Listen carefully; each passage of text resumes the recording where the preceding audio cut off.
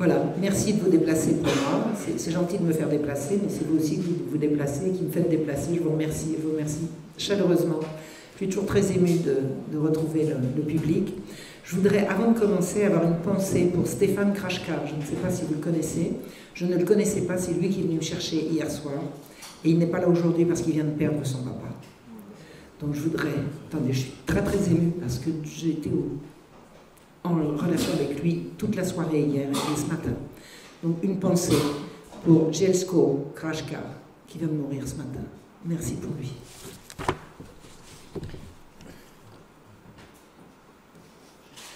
Je viens vous parler d'une révolution qu'on appelle la révolution sexuelle et que j'ai voulu très précisément appeler la révolution homosexuelle.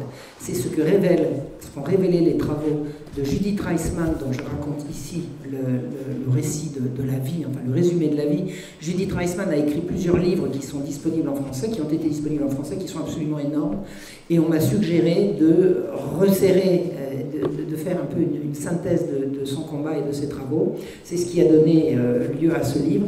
Et elle m'a tout particulièrement alertée sur la réalité de ce que j'appelle aujourd'hui la révolution homosexuelle. Et vous allez voir que c'est un seul et même sujet avec la révolution sexuelle en cours et avec l'éducation à la sexualité telle qu'elle a lieu dans les écoles.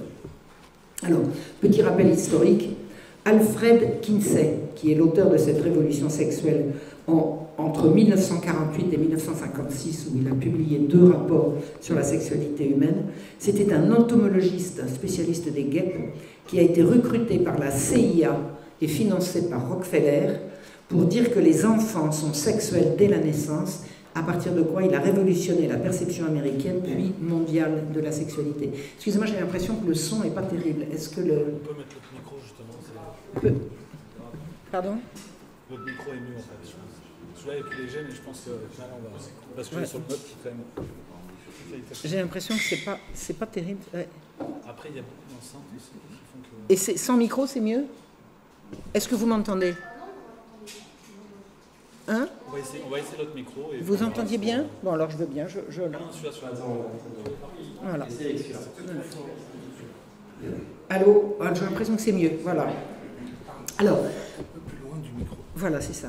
Alors, Alfred Kinsey a publié en 1948 et 1956 un rapport sur la sexualité des hommes et un autre sur la sexualité des femmes. Et il a prétendu, par la publication de ces rapports, introduire la science là où il y avait de la morale. Donc ça veut dire que la révolution sexuelle va transformer la sexualité en une matière d'où on va exclure la morale. Je ne sais pas si vous imaginez comment on peut prétendre à une chose pareille. La morale, c'est ce qui défend le bien et le mal. Comment peut-on... Je veux dire, la sexualité, c'est les rapports sexuels entre les gens. Parler sexualité sans parler morale, c'est une aberration. L'aberration a eu lieu, elle a cours, elle est toujours en cours. Alors, comment a-t-il fait son travail? Il a interrogé des milliers d'Américains et à partir de ces interrogatoires qu'il a fait, il a fourni des statistiques.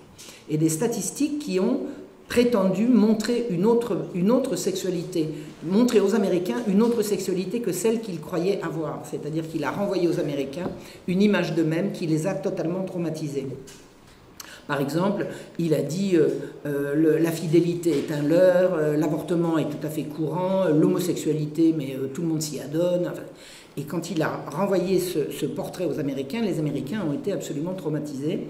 Et Judith Reisman, donc cette dame, voilà, qui est morte le 9 avril 2021, c'est-à-dire ça fait maintenant 4 ans, hein, elle a découvert que son travail était totalement frauduleux. C'est-à-dire que la révolution sexuelle qui a cours depuis le lendemain de la Seconde Guerre mondiale est fondée sur une fraude. Et ce que je dénonce inlassablement depuis avant que j'ai rencontré Judith, mais en particulier depuis que je l'ai rencontrée, c'est les tenants et les aboutissants de cette fraude. Et une fraude qui impose, pour la rentrée prochaine, l'éducation à la sexualité aux enfants dès les petites classes. Voilà. Alors... Judith Reisman, elle a découvert que Playboy, le journal Playboy, faisait la promotion de plus en plus explicite du sexe avec les enfants Et quand elle a découvert ça, elle ne soupçonnait pas l'existence de Kinsey. Alors comment l'a-t-elle découvert? Par une situation absolument dramatique.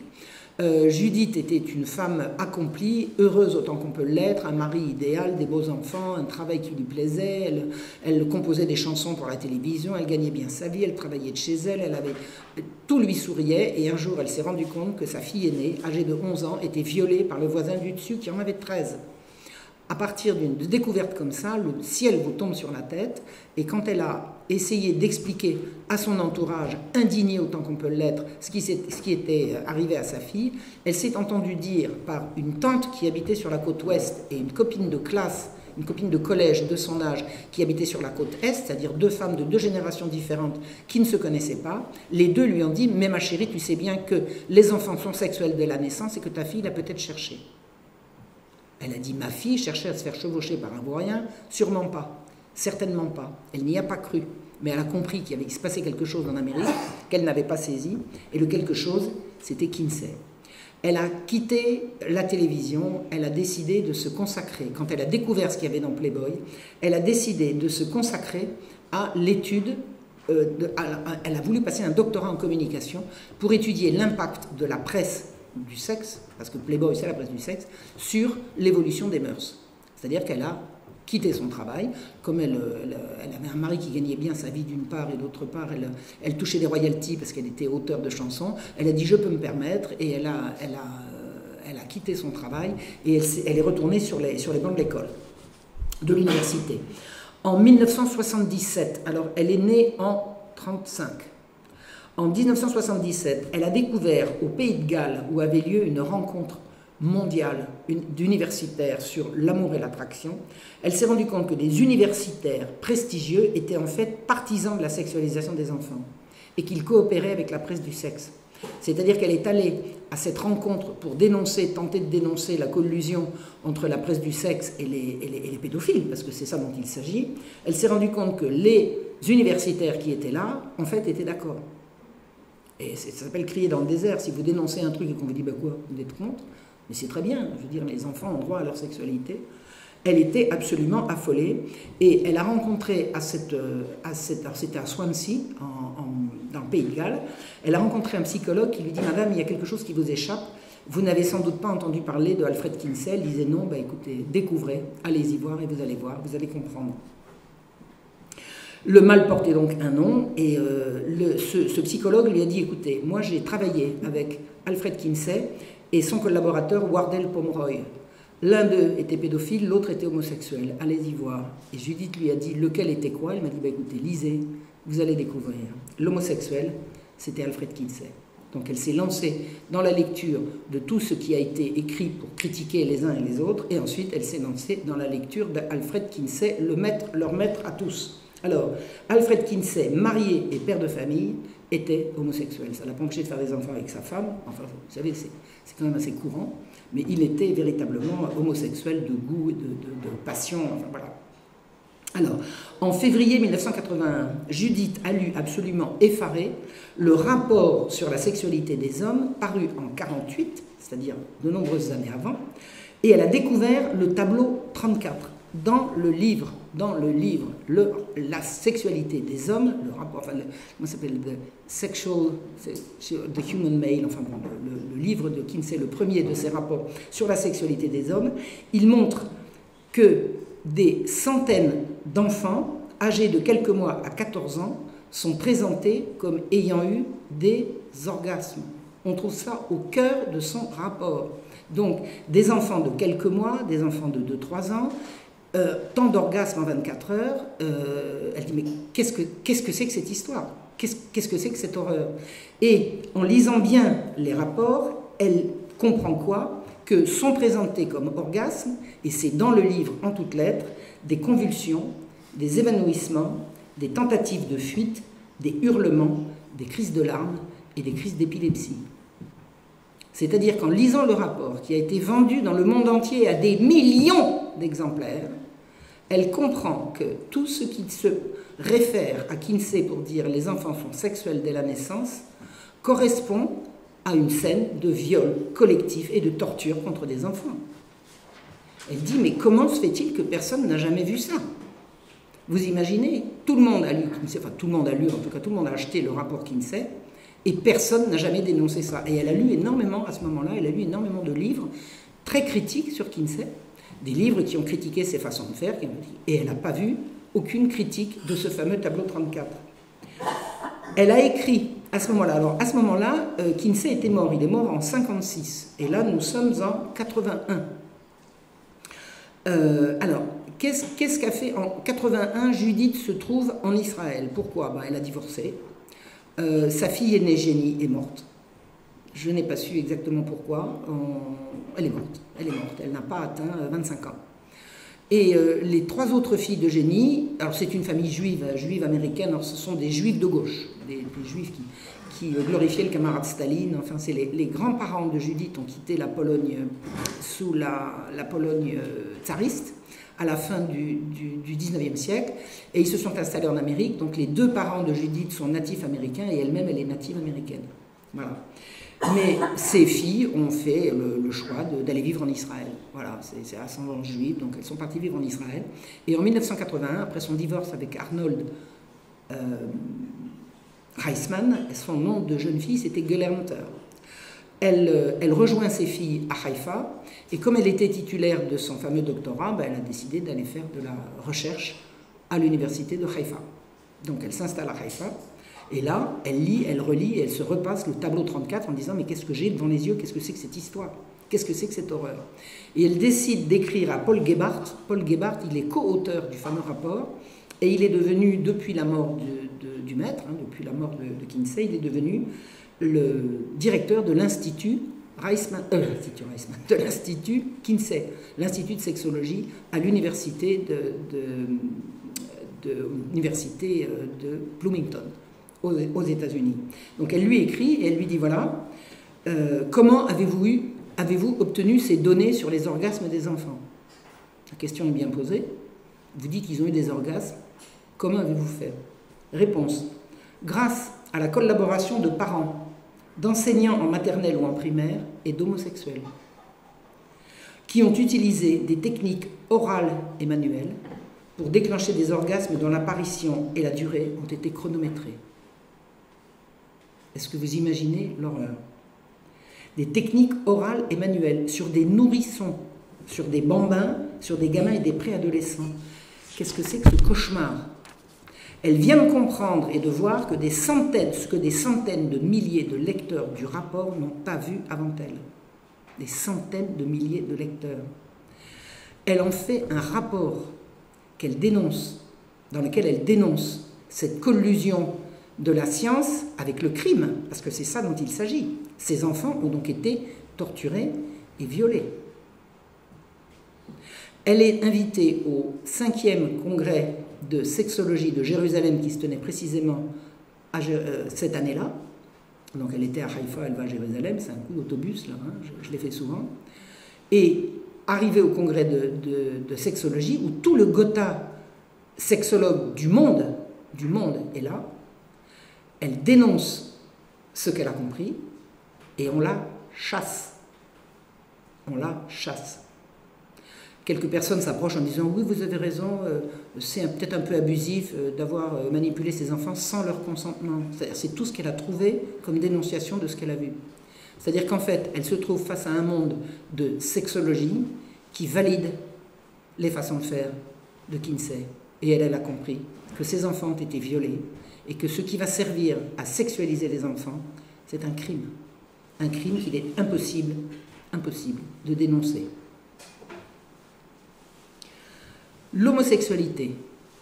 Savez-vous que le combat pour la légalisation de l'homosexualité a commencé en Allemagne avant-guerre?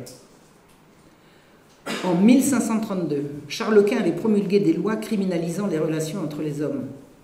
À la fin du XIXe siècle, ces lois sévissaient encore. Et selon l'article 143 du Code pénal, les contrevenants encouraient 3 à 6 mois de prison.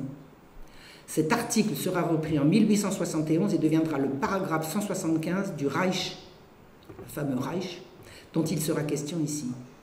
Cet article 175 brisait des vies par le chantage qu'il laissait exercer sur des adultes consentants.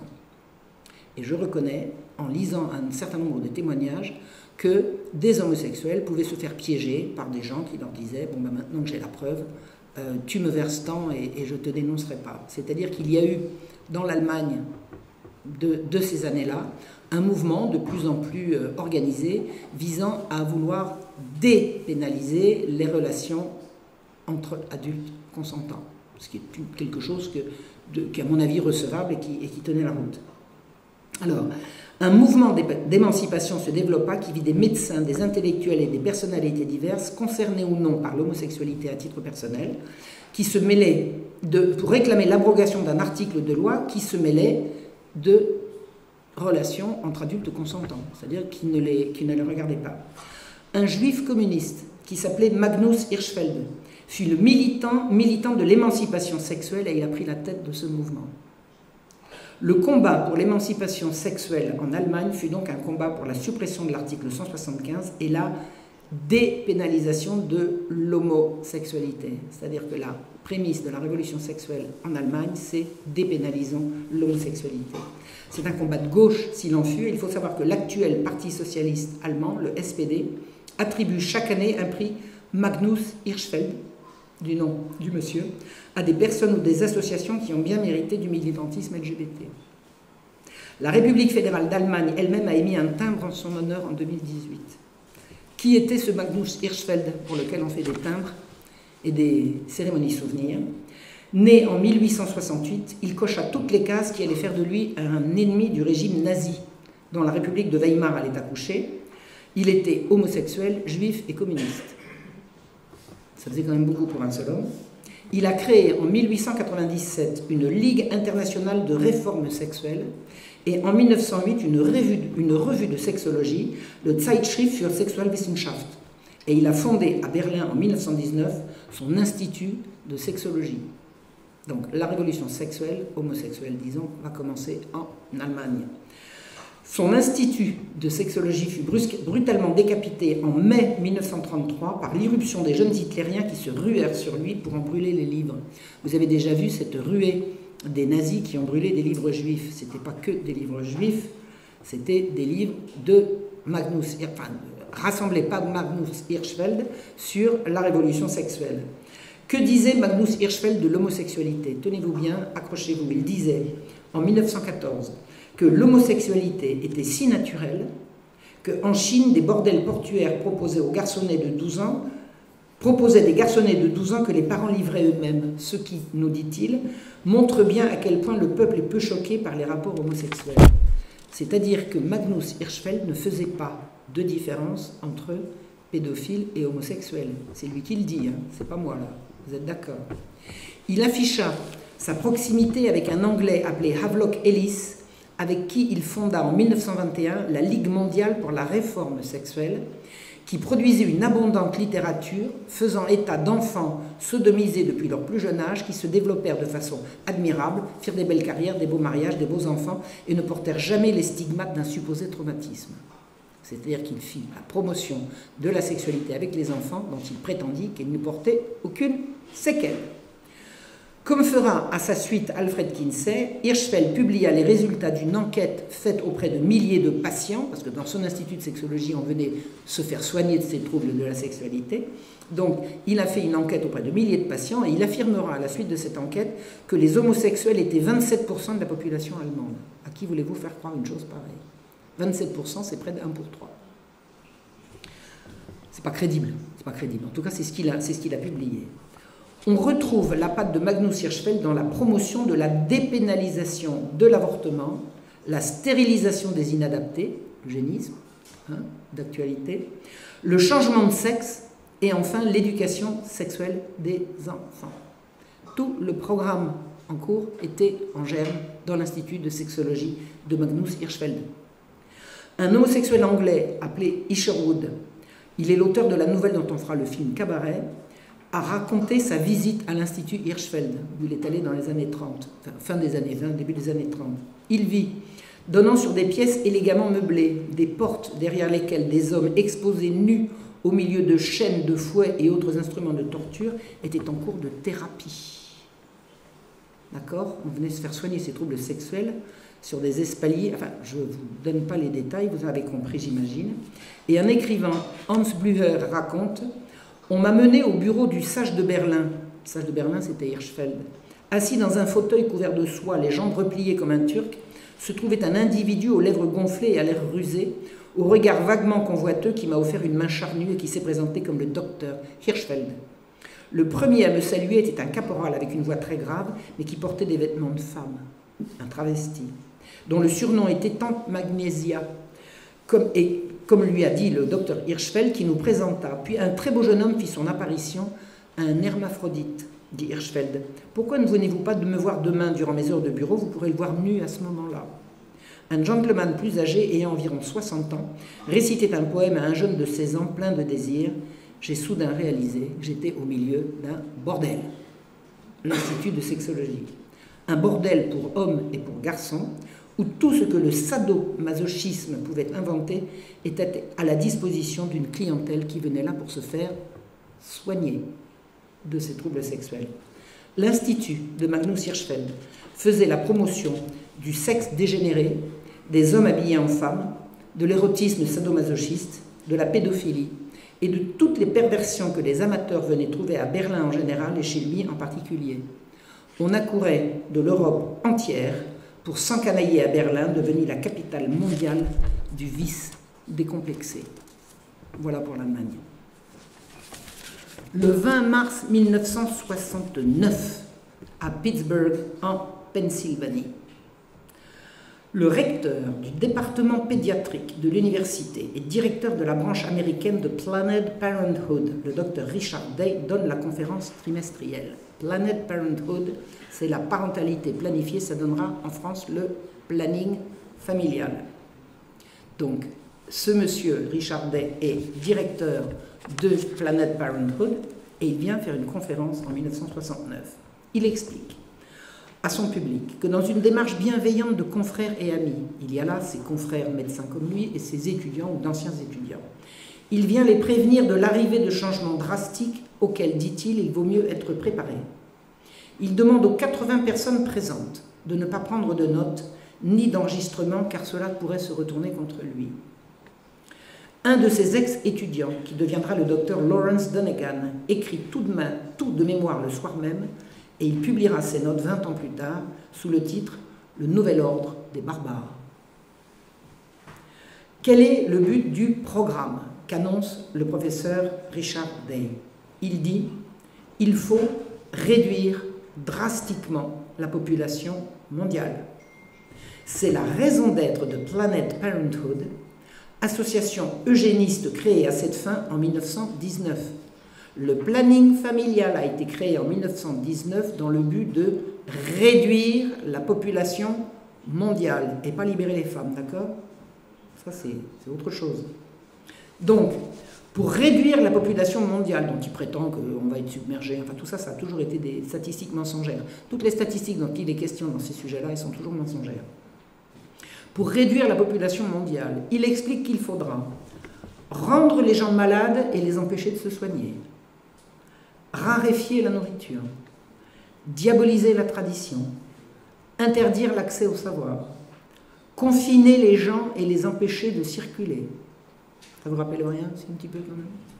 Contrôler l'argent, la vie quotidienne, les pensées, les loisirs, les mouvements, introduire massivement la drogue et l'interdire pour créer le besoin, le trafic et le chaos qui va avec.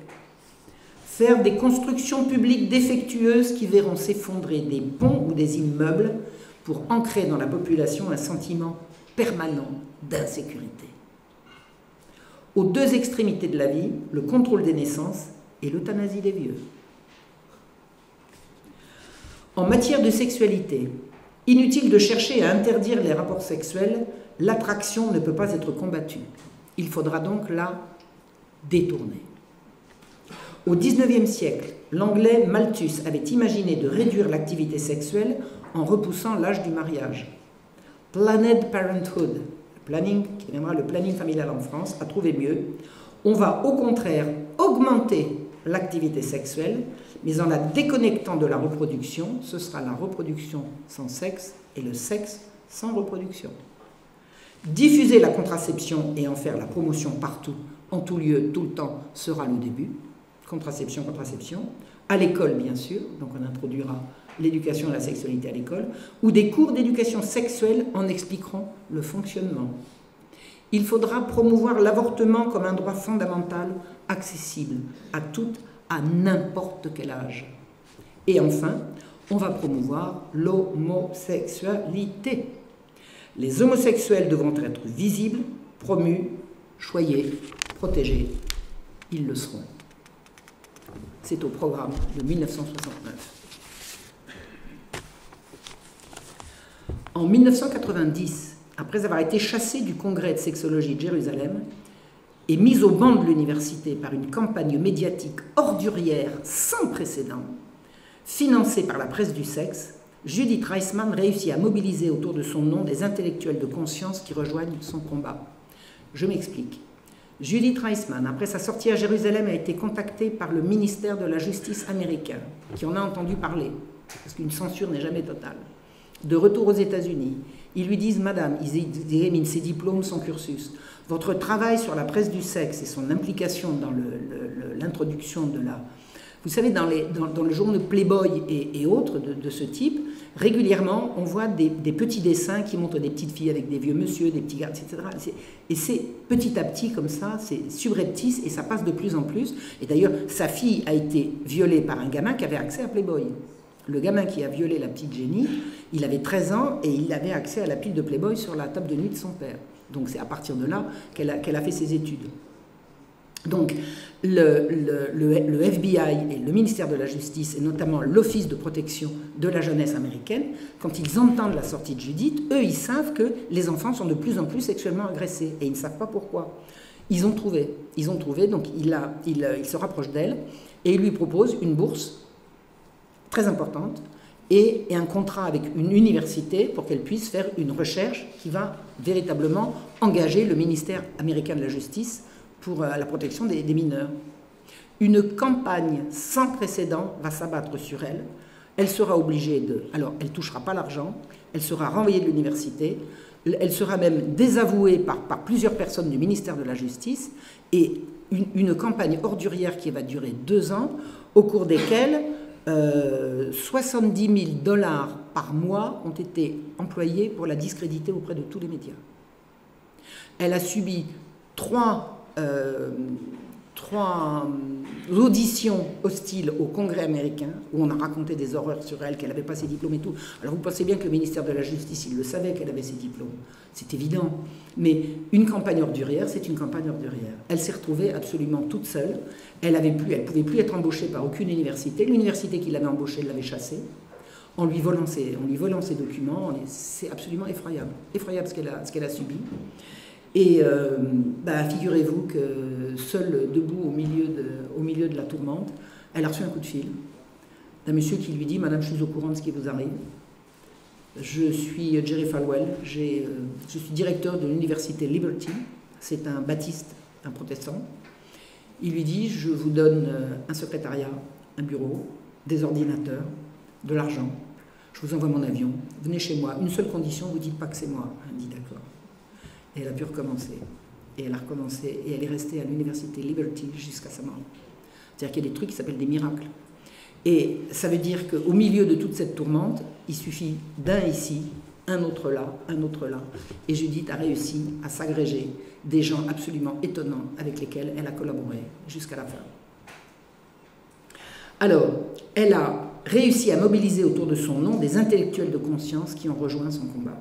Notamment un certain Edward Eichel, avec lequel elle a co-signé un livre qui s'appelle « Kinsey, Sex and Fraud », que je ne vous traduirai pas, vous avez compris, et qui a été publié avec le soutien des docteurs Gordon Muir et John Hugh Kurt, c'est-à-dire que des chercheurs, des gens titulaires de doctorat, on dit PhD en américain, des doctorats, ont rejoint Judith en lui disant « Nous rejoignons votre combat, nous voulons dénoncer l'imposture Kinsey ».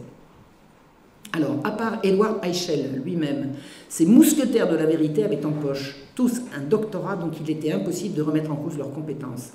Ils venaient du milieu universitaire dont ils allaient entamer la crédibilité. Parce que le milieu universitaire s'est rendu coupable de trahison répétée, et pas que le milieu universitaire américain. Le milieu universitaire français, c'est un scandale. Il n'y a pas une université en France qui a repris les travaux de Judith Reisman et qui a essayé de la faire traduire. C'est Marion Sigaud qui a fait traduire Judith Reisman par Contre-culture. C'est quand même un peu fort, non? C'est quand même un peu fort. Avant que j'arrive, Judith Reisman n'a jamais été traduite en français. Ça manque de chercheurs en France, ça manque de psychologues, ça manque de... Attendez, c'est quoi cette histoire? C'est invraisemblable. Donc, le parcours de ce fameux Edward Eichel est particulier. À l'origine, il a été un dessinateur de talent qui a exercé à Salzbourg et à Paris. Il a été dessinateur de presse au procès d'Eichmann à Jérusalem. L'évolution de l'art l'a éloigné de la discipline et il a orienté son intérêt sur la sexologie qui était en plein développement.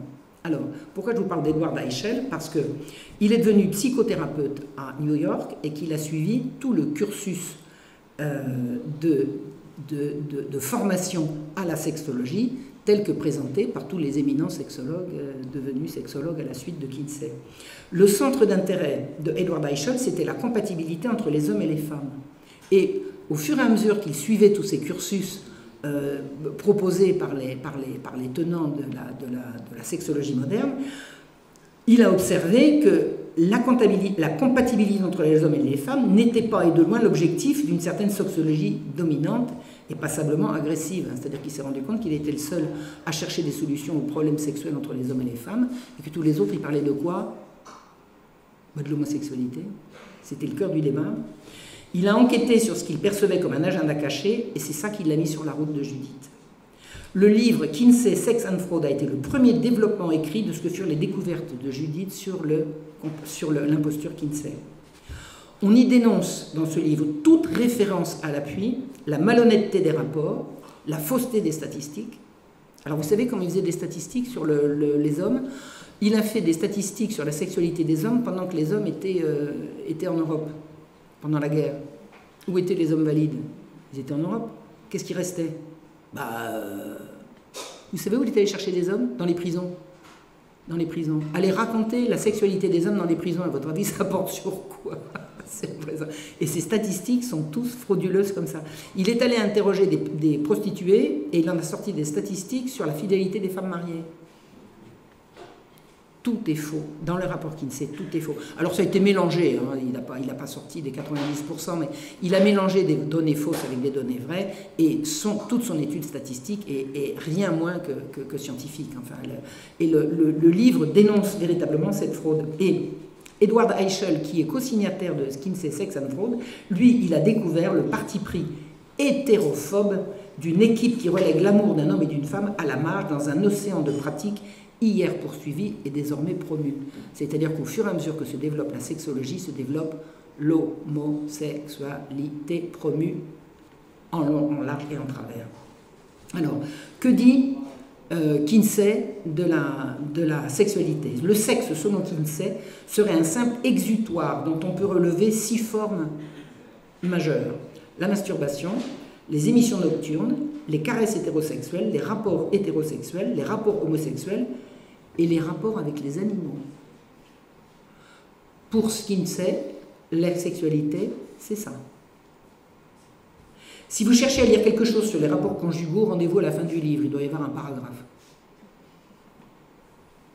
Dans ces rapports qui sont bidonnés de bout en bout, on trouve un leitmotiv destiné à tout renverser, qui dit « Un homme sur 10 est ou a été homosexuel, et l'homme normal est avant tout bisexuel. » C'est-à-dire que tout Kinsey va promouvoir l'homosexualité par tous les moyens disponibles.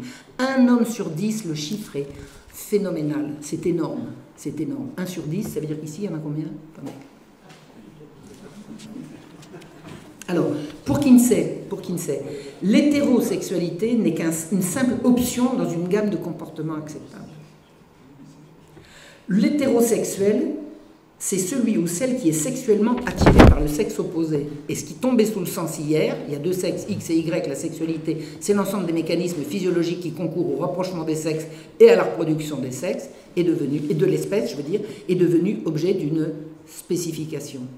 Donc il va y avoir hétérosexuel et homosexuel. Hétérosexuel, c'est une catégorie parmi d'autres. Or, c'est à Alfred Kinsey qu'on le doit, étant même qu'aux États-Unis, à tout le moins, les enfants sont tenus de savoir ce que c'est que l'échelle de Kinsey dont on apprend l'usage à l'école. Alors, qu'est-ce que c'est que l'échelle de Kinsey?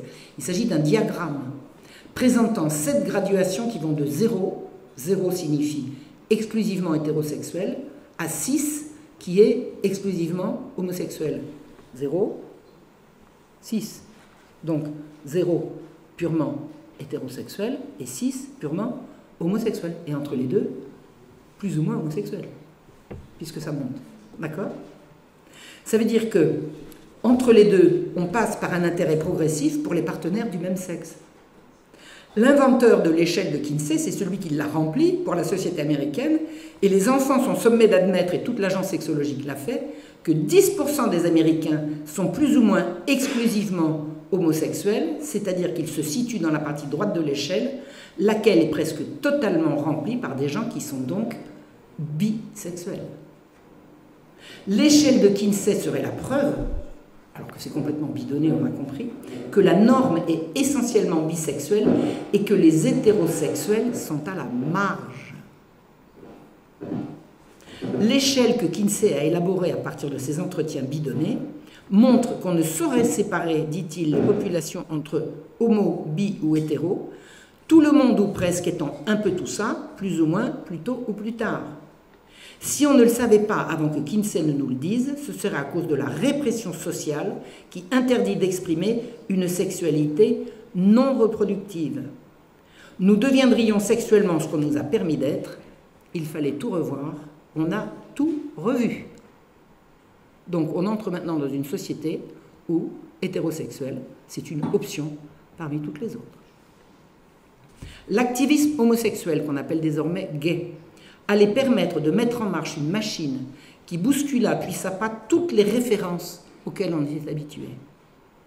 En 1964 fut créé le Conseil de l'information et de l'éducation sexuelle des États-Unis, le CIECUS, par la présidente de Planned Parenthood, Mary Calderon, qui lança la campagne en direction des enfants. Désormais, dit-elle, il faut s'emparer de l'éducation sexuelle à l'école, dès les petites classes, puisque les enfants sont sexuels dès la naissance, comme on a vu. Donc en 1964, on décide de sexualiser les enfants à l'école.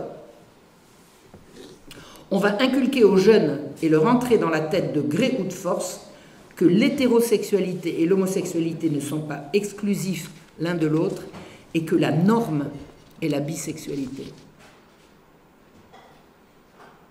Il y en a combien parmi vous qui ont essayé?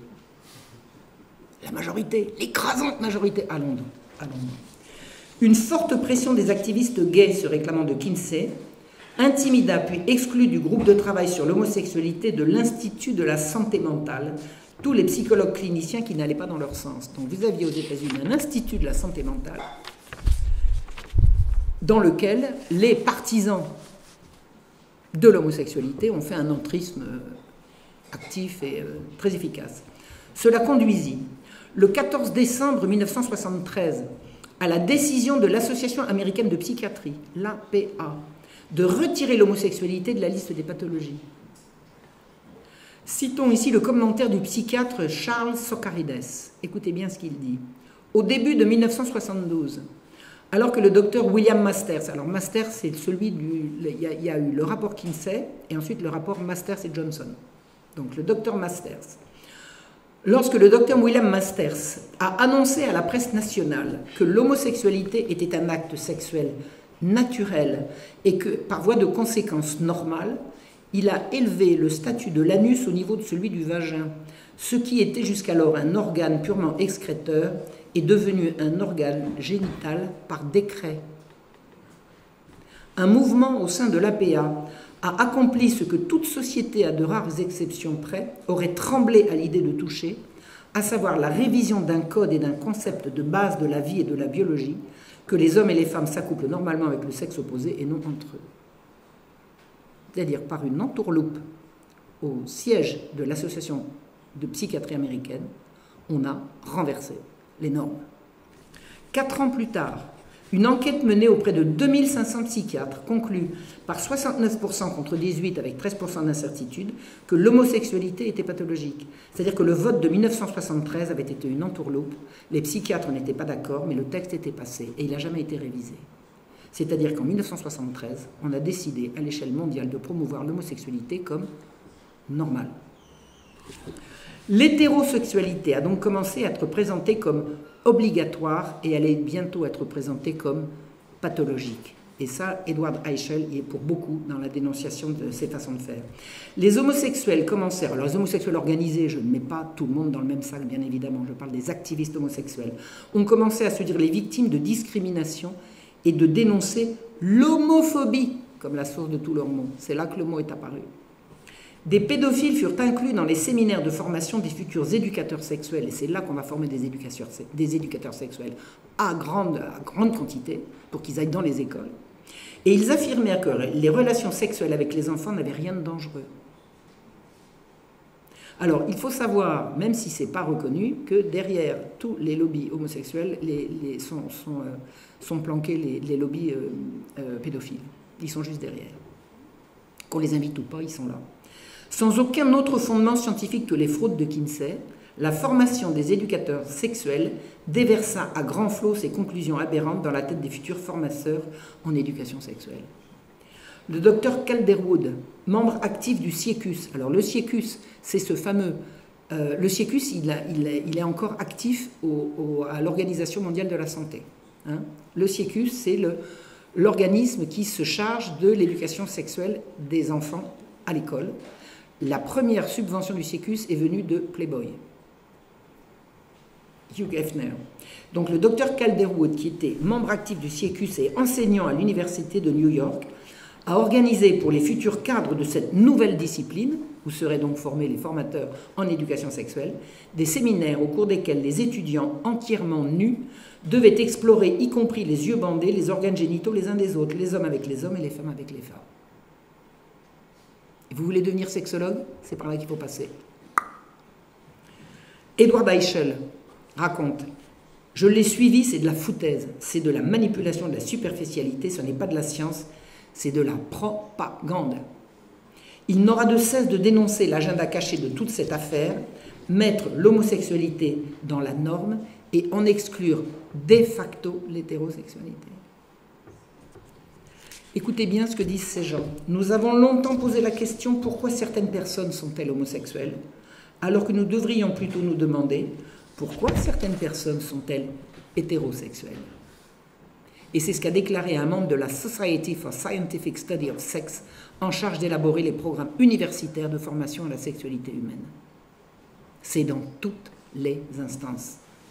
Un certain Kenneth George, en charge du programme d'éducation à la sexualité au CIECUS, a écrit que, je cite, « De manière significative, dans les sociétés sexuellement non répressives, seuls 1 ou 2% se situent dans l'une ou l'autre extrémité du continuum, ce qui signifie, fin de citation, ce qui signifie que sans la répression sociale, seuls 1 ou 2% de la population n'auraient pas de relation homosexuelle. » Vous le croyez?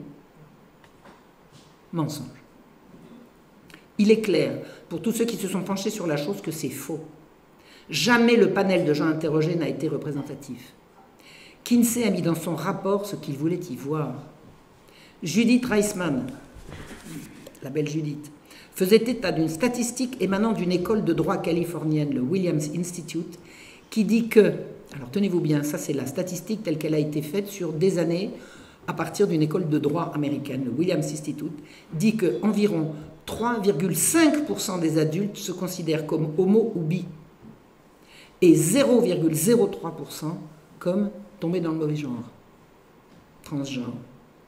Les bi sont 1,8% d'une population donnée et les homos 1,7%, ni plus ni moins. Tout le reste est propagande. L'apparition du sida dans les années 80 allait fournir, 30 ans après la mort de Kinsey, une occasion en or pour promouvoir cette nouvelle perception de la sexualité et de la vie. La directrice du CIECUS, loua cette opportunité exceptionnelle. Ah, vive le sida, vous vous rendez compte? L'opportunité exceptionnelle, qui en rendant l'éducation sexuelle obligatoire dans les écoles publiques à New York, permit de promouvoir la nouvelle idéologie pendant les heures de cours. Les faux rapports Kinsey servaient de référence à tout le monde, et des parents sidérés ont pris connaissance de ce qu'on disait à leurs enfants derrière leur dos. Je vous parle début des années 80. En avril 88, la presse révéla la teneur d'un manuel destiné aux adolescents et financé par les fonds publics. Entraide et partage mutuel, une unité d'éducation pour les adolescents disait que, je cite, « Les adolescents gays et lesbiennes sont tout à fait normaux, leur attirance sexuelle pour les membres du même sexe est saine. » Alors vous envoyez vos gosses à l'école et on leur apprend ça derrière votre dos. Or, les adolescents étaient la cible, ces adolescents étaient la cible de la haine, des préjugés, de la violence, de ce qu'on appellerait désormais l'homophobie. Donc les homosexuels étaient normaux et les homophobes étaient des malades. Et vos gosses reviennent de l'école et où on leur explique « racontez pas ça à la maison ». C'est entre nous. Les auteurs du manuel assurèrent qu'il fallait bien aider les enseignants à soutenir les adolescents homosexuels en classe. Parce que maintenant, en classe, vous avez des adolescents homosexuels. Ah bon? Depuis quand? Depuis qu'on leur parle de ça? Depuis qu'on leur bourre la tête avec ça? La presse enquêta et découvrit que dans ces manuels et dans ces classes, on désignait les enfants hétérosexuels comme ceux qui croient qu'ils sont hétérosexuels. Tout étant fait pour les pousser à faire l'expérience. Cette promotion souleva l'indignation des autorités et du public.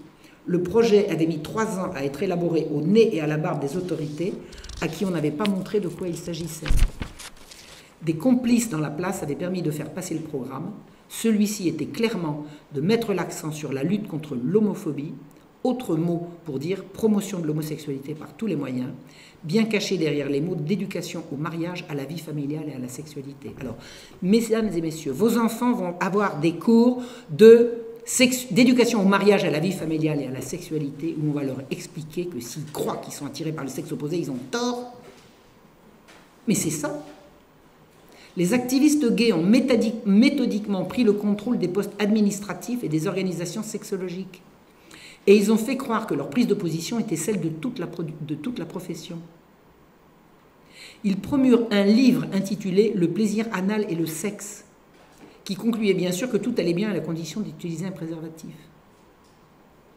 Ils firent circuler un pamphlet pédagogique à l'usage des adolescents intitulé « À propos de ta sexualité », qui en était à sa 4e réédition en 1983 et proposait des accessoires qu'on retrouvait dans les catalogues de matériel pornographique. La justification de ces assauts contre la sexualité naturelle était la lutte contre l'homophobie et la promotion de la vraie nature des gens, la bisexualité. On serinait aux adolescents visés. Écoutez bien, je cite, « En moyenne, 1 personne sur 10 est homosexuelle. Parmi les membres de votre famille, vos amis, vos collègues, les personnalités que vous admirez, 1 sur 10 est homosexuelle. Si certains ont été aigris par les préjugés de la société, la grande majorité des gays mènent des vies diverses, bien ajustées et satisfaisantes. Les homosexuels sont fiers de l'être, ils sont fiers d'avoir appris la vérité sur eux-mêmes, en dépit de l'oppression et des mensonges de la société. » Horrifiés, fin de citation, horrifiés, les autorités exigèrent le retrait de tous ces manuels, dont ils comprirent que les jeunes étaient chaudement exhortés à ne pas les montrer à leurs parents. Dans la préface de l'édition de 1983 du manuel destiné à tous ceux qui animent les cours à la sexualité, c'est-à-dire les futurs éducateurs, il est dit « Pour préparer les élèves à aborder les thèmes de la bisexualité et de l'homosexualité, utilisez le tableau qui représente l'échelle hétérosexuelle-homosexuelle pendant que vous lisez la citation suivante du rapport Kinsey. Les êtres humains ne représentent pas 2 populations distinctes, hétéro et homosexuels. Le monde vivant est un continuum de chacun de ces aspects. Et quiconque n'était pas d'accord serait déclaré homophobe. » En France, en 1992, a eu lieu une réhabilitation absolument ahurissante d'un monsieur qui s'appelait Gilles de Rais. Je ne sais pas si vous en avez entendu parler. Dans le cas comme dans l'autre, oui ou non, je vais vous raconter de quoi il retourne. Un carteron d'intellectuels de gauche, francs-maçons et socialistes pour la plupart, c'est comme ça. décida de laver l'honneur perdu d'un maréchal de France injustement exécuté au Moyen-Âge pour des crimes imaginaires. Oh! Le maréchal, héros de la guerre de Cent Ans et compagnon de Jeanne d'Arc, avait été injustement harcelé et poursuivi par un ecclésiastique félon qui en voulait à sa fortune. Un tribunal de l'Inquisition, l'Inquisition c'est quoi? Torture, machin et tout, c'est affreux l'Inquisition, hein, c'est les curés sadiques, c'est l'Inquisition. Un tribunal de l'Inquisition l'avait fait torturer pour avoir ses aveux qui servirent à le faire condamner. Vous savez, quand on torture quelqu'un, on peut bien l'obtenir de lui qui dise ce qu'on veut, on est bien d'accord. Je pense que tout le monde a compris le principe. Même si l'événement était ancien, 1440, on était en 1992, la réhabilitation du héros pouvait avoir une vertu pédagogique et permettre de promouvoir une région à haut potentiel touristique, le pays de Ré, le sud de la Bretagne, le nord de la Vendée, et montrer au public qu'un déni de justice pouvait être réparé même longtemps après les faits. Important, c'est important, pédagogique. À la manœuvre, un écrivain touche-à-tout et poète, un certain Gilbert Protot, entouré de plusieurs avocats de haute volée et de hauts personnages comme le professeur Henri Laborie. Vous connaissez, on a entendu parler d'Henri Laborie. Quelques ministres ou anciens ministres et sénateurs, et même le grand maître de la Grande Loge de France, le sexologue Pierre Simon, sexologue. Alors lui, la sexologie française, il est au milieu. On l'a surnommé le Kinsey français. Pierre Simon fait partie de ce comité de réhabilitation de Gilles de Rais. Alors, le nom du héros, c'est Gilles de Rais, connu comme le plus épouvantable pédocriminel de notre histoire. Il aurait sodomisé, torturé, égorgé, abominablement fait souffrir plus de 200 enfants, enlevés sur ses terres pour satisfaire sa passion pédophile.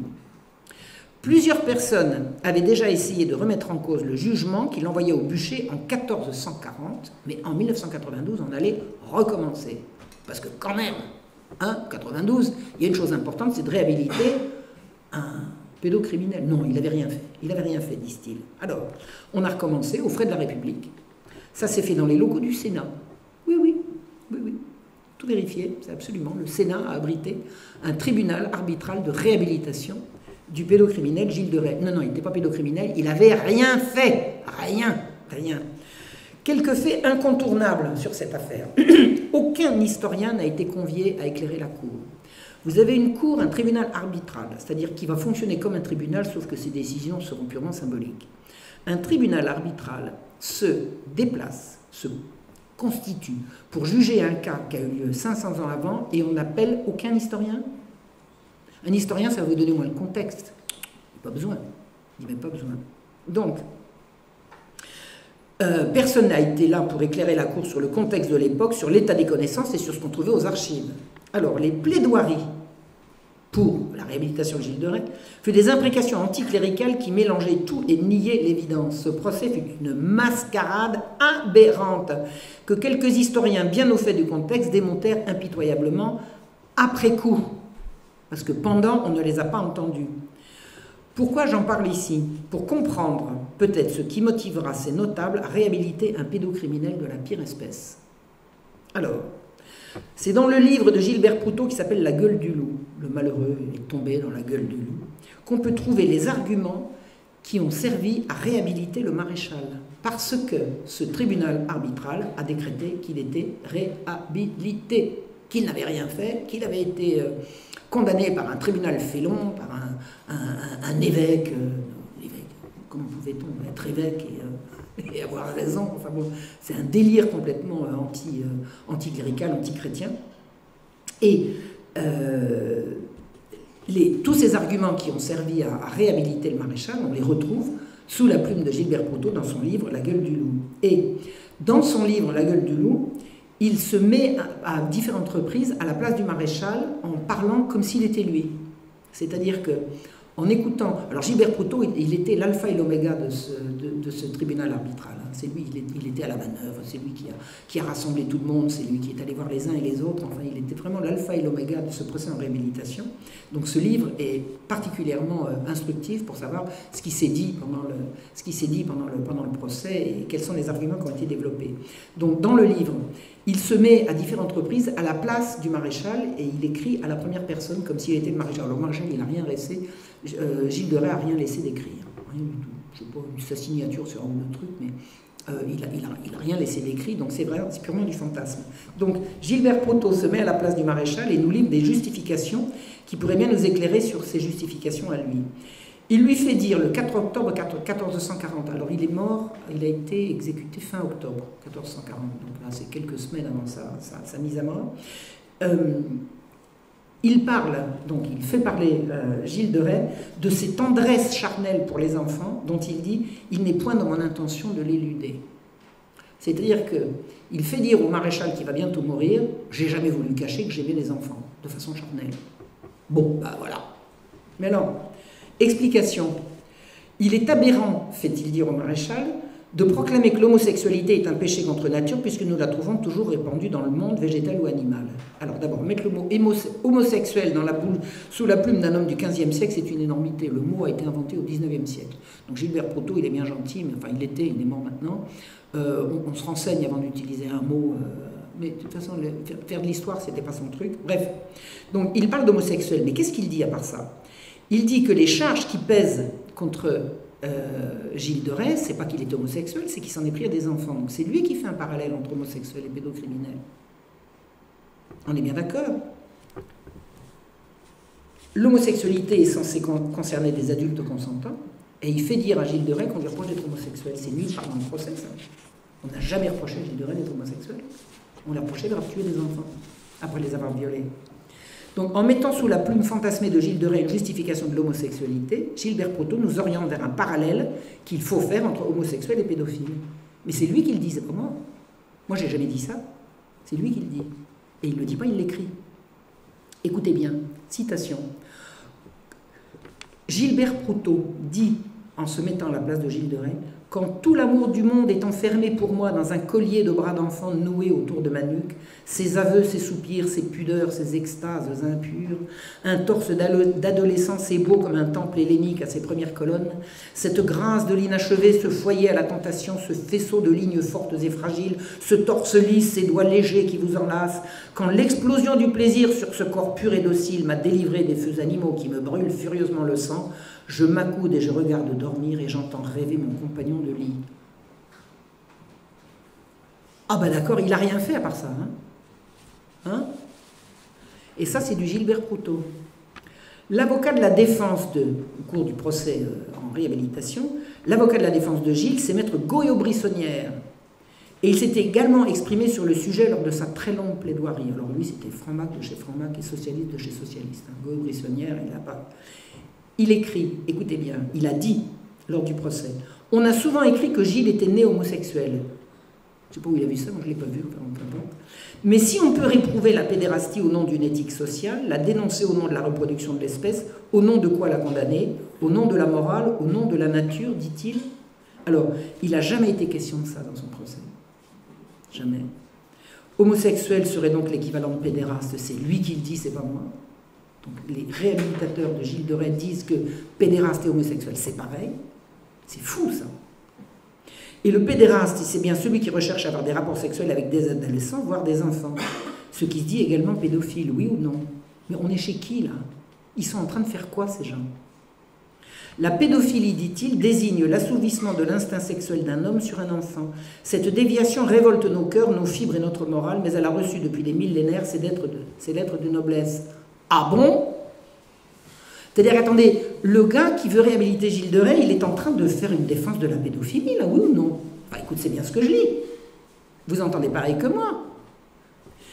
Et puis, reprenant curieusement les récits des témoins, alors, il reprend les récits des témoins qui ont raconté le modus operandi de Gilles de Rais, dont il vient de dire pendant toute sa plaidoirie que c'était des gens, c'était des menteurs, c'était des crétins, tout ça c'est de la manipulation, que tout ça c'était pas vrai. Ça c'était pas vrai, sauf quand il s'agit de... Hein. Alors écoutez bien. Les témoins nous ont abondamment décrit le processus érotique de Gilles. Alors, témoin pas crédible, sauf quand il... Bref, je reprends. Il fait déshabiller les jeunes garçons, il se frotte... Excusez-moi, c'est choquant. Je continue. Il fait déshabiller les jeunes garçons et il se frotte contre leur ventre jusqu'à l'éclosion de son propre orgasme. J'attire l'attention de la cour sur cette volupté de surface. Comme la plupart des pédérastes, Gilles ne pratique jamais la pénétration bestiale, celle que nos ancêtres désignaient sous le nom de bougrerie. Voilà son seul crime réel, celui que dénoncent inlassablement Henriet et Poitou, c'était ses comparses, en l'aggravant de crime imaginaire, c'est-à-dire de meurtre. Car c'est là son crime unique, l'amour avec les jeunes garçons. Nous tenons pour nuls et non avenus les Saturnales de Grand Guignol et les orgies sacrificatoires empruntées au marquis de Sade, délayées par les brodeurs de mythes. Gilles aime les enfants et ne trouve son assouvissement et son accomplissement amoureux qu'avec les garçons de 8 à 12 ans. Alors je résume, les partisans de la réhabilitation de Gilles de Rais reconnaissent qu'il était pédophile, ils prétendent que ces gens-là ne font jamais de mal à leur proie et qu'ils ne pratiquent pas sur eux la pénétration. Comment il le sait? Il appelle ça la volupté de surface. Ils le savent comment? À qui peuvent-ils faire accroire ça? Est-ce que ces gens-là étaient en service commandé pour défendre les pratiques des pédophiles? À votre avis? À votre avis? Et le meilleur pour la fin, il explique dans sa plaidoirie, les sondages effectués par le professeur Kinsey nous indiquent que 60% des adolescents et 40% des adultes avouent avoir eu des relations homosexuelles.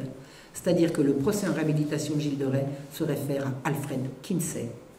Les francs-maçons partisans de la réhabilitation aberrante du plus abominable pédocriminel de notre histoire se réfèrent à Kinsey pour justifier que le criminel n'est pas coupable. Et à la tête de ce comité, Pierre Simon, le Kinsey français, le chef de la sexologie française, jusqu'à sa mort.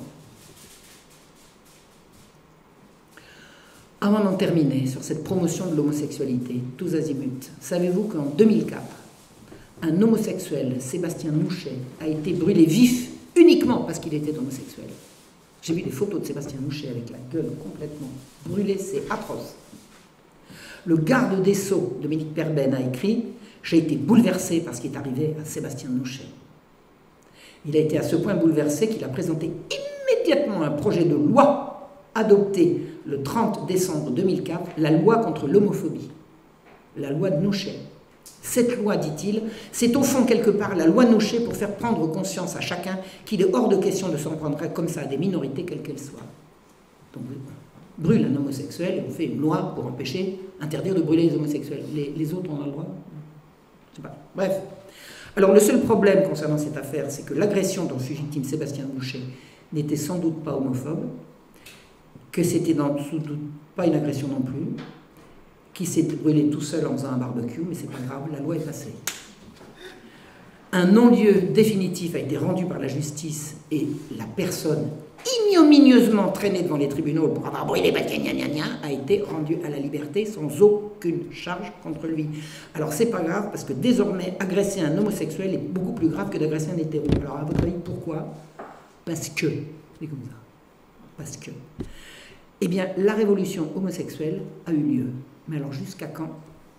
À mon avis, c'est en train de tourner. Je vous remercie et je peux répondre à toutes vos questions concernant l'éminent travail de notre amie Judith qui m'a dit ils sont vraiment en train de transformer tous nos jeunes en homosexuels. Je lui ai dit t'inquiète pas, ça va arriver à sa fin. Voilà, je vous remercie.